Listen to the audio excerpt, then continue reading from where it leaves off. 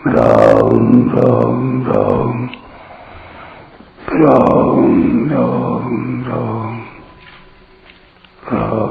राम राम नारायण नारायण। संबंध। पीछे के 2 श्लोकों में पदार्थों और क्रियाओं को भगवान के अर्पण करने का वर्णन करके अब आगे के श्लोक में उस अर्पण का फल बताते हैं। शुभाशुभ फलैरेवं मोक्षसे कर्म बंधनै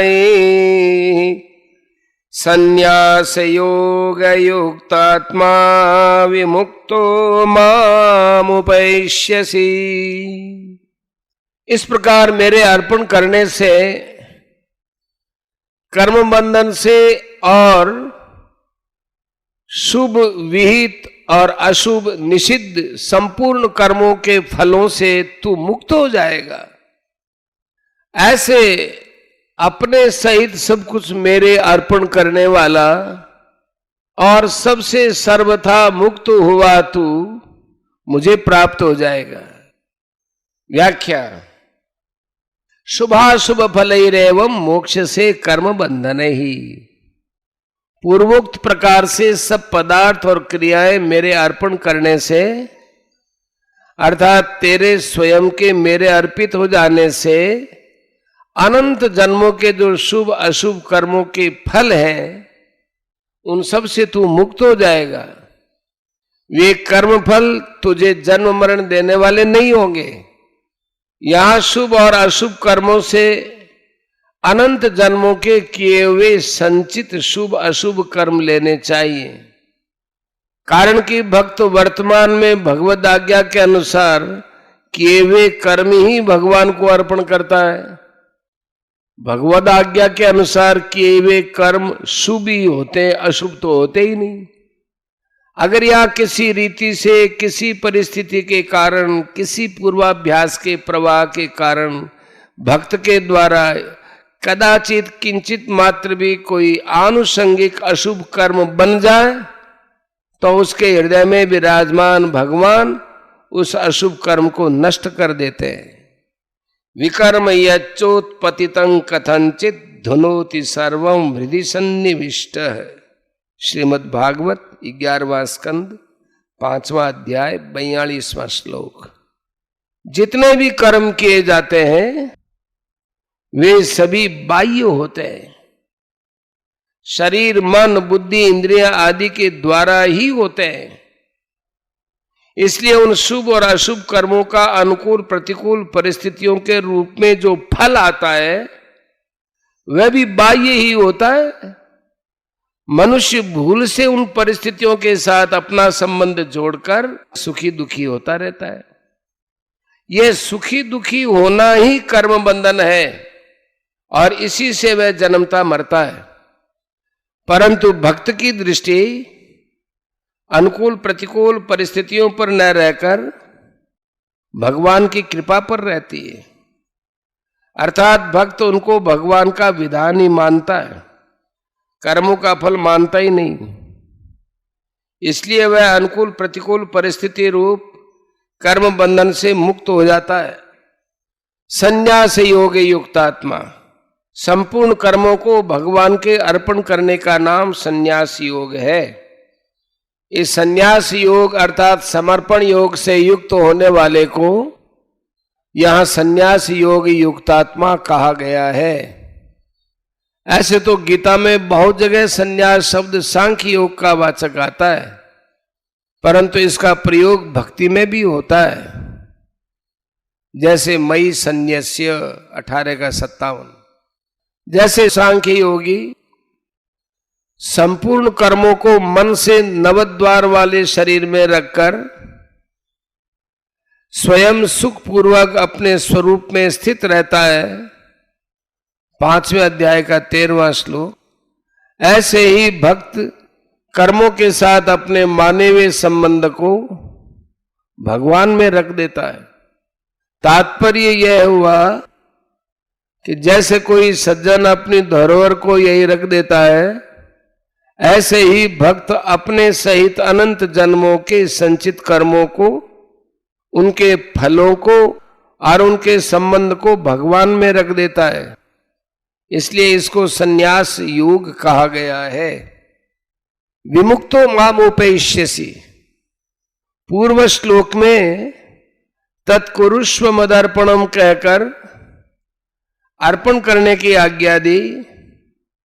यहां कहते हैं कि इस प्रकार अर्पण करने से तू शुभ अशुभ कर्म फलों से मुक्त हो जाएगा। शुभ अशुभ कर्म फलों से मुक्त होने पर तू मुझे प्राप्त हो जाएगा।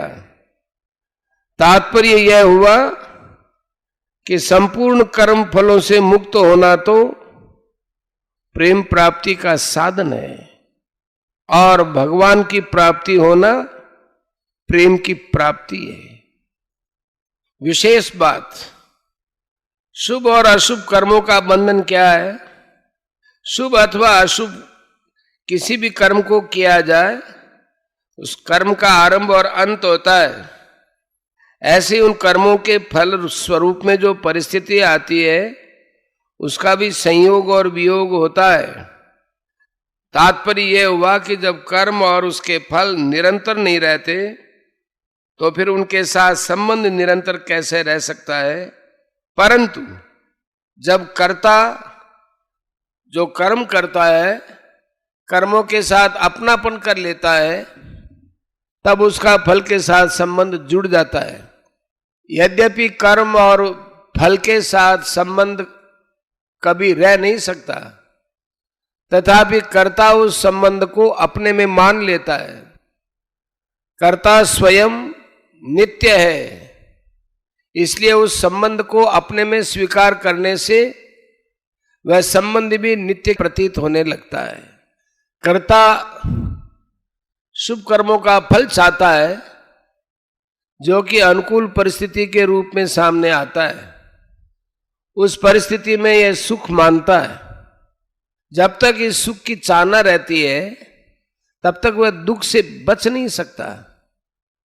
कारण कि सुख के आदि में और अंत में दुख ही रहता है, तथा सुख से भी प्रतिक्षण स्वाभाविक वियोग होता रहता है। जिसके वियोग को ये प्राणी नहीं चाहता, उसका वियोग तो हो ही जाता है, यह नियम है। तात्पर्य यह हुआ कि सुख की इच्छा को यह नहीं छोड़ता और दुख इसको नहीं छोड़ता। जीव जब अपने आप को प्रभु के अर्पित कर देता है, तब साक्षात परमात्मा का अंश होने के कारण इसकी परमात्मा के साथ स्वतः अभिन्नता हो जाती है और शरीर के साथ भूल से माना हुआ संबंध मिट जाता है। यह परमात्मा के साथ अभिन्न तो पहले से ही था, केवल अपने लिए कर्म करने से इस अभिन्नता का अनुभव नहीं होता था। अब अपने सहित कर्मों को भगवान के अर्पण करने से उसकी अपने लिए कर्म करने की मान्यता मिट जाती है, तो उसको स्वाभाविक प्रेम की प्राप्ति भी हो जाती है। इसी को भगवान ने यह विमुक्तो मामुपैष्यसि कहा है। ये जीव अपने आप को भगवान के समर्पित कर देता है, तो उसके सामने जो कुछ अनुकूल प्रतिकूल परिस्थिति आती है, वो सब दया और कृपा के रूप में परिणत हो जाती है। तात्पर्य यह है कि जब उसके सामने अनुकूल परिस्थिति आ जाती है, तब वह उसमें भगवान की दया को मानता है, और जब प्रतिकूल परिस्थिति आती है, तब उसमें भगवान की कृपा को मानता है। दया और कृपा में भेद यह है कि कभी भगवान प्यार स्नेह करके जीव को कर्म बंधन से मुक्त करते हैं, ये दया है, और कभी शासन करके ताड़ना करके उसके पापों का नाश करते हैं, ये कृपा है। इस प्रकार दया और कृपा करके भगवान भक्त को सबल और सहिष्णु बनाते हैं। परंतु भक्त तो दोनों भी प्रसन्न रहता है, कारण कि उसकी दृष्टि अनुकूलता प्रतिकूलता की तरफ न रहकर केवल भगवान की तरफ रहती है। अतः उसकी दृष्टि में भगवान की दया और कृपा दो रूप में नहीं होती, प्रत्युत एक ही रूप में होती है। जैसा कि कहा है, लाल ने ताड़ने मातुर ना कारुण्यम यथार्भके तद्वदे महेशस्य नियंतुर गुणदोषयो। जिस प्रकार बालक का पालन करने और ताड़ना करने दोनों में मां की कहीं अकृपा नहीं होती, उसी प्रकार जीव के गुण दोषों का नियंत्रण करने वाली परमेश्वर की कहीं किसी पर अकृपा नहीं होती। परिशिष्ट भाव। भगवान ने यान्ति मद्याजिनोपि माम 9 के 25 में जो बात कही थी उसी का उपसंहार करते हुए कहते हैं कि संपूर्ण क्रियाओं और पदार्थों को अपने सहित मेरे अर्पण करने से तू कर्म बंधन से तथा अशुभ शुभ दोनों कर्मों के फलों से मुक्त होकर मुझे ही प्राप्त हो जाएगा। कर्म भी शुभ अशुभ होते हैं और फल भी अशुभ अशुभ होता है।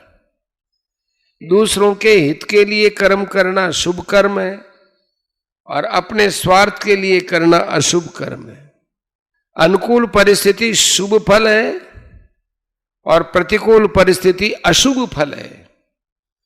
भगवान का भक्त शुभ कर्मों को भगवान के अर्पण कर देता है, अशुभ कर्म तो करता ही नहीं, और शुभ अशुभ फल से अर्थात अनुकूल प्रतिकूल परिस्थिति से सुखी दुखी नहीं होता।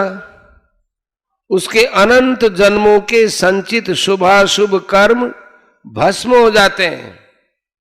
जैसे जलता हुआ घास का टुकड़ा फेंकने से सब घास जल जाता है, भगवान के अर्पण करने से संसार का संबंध नहीं रहता, केवल भगवान का संबंध रह जाता है, जो कि स्वतः पहले से ही है। ममई वांशो जीवलोके जीवभूत है सनातन है।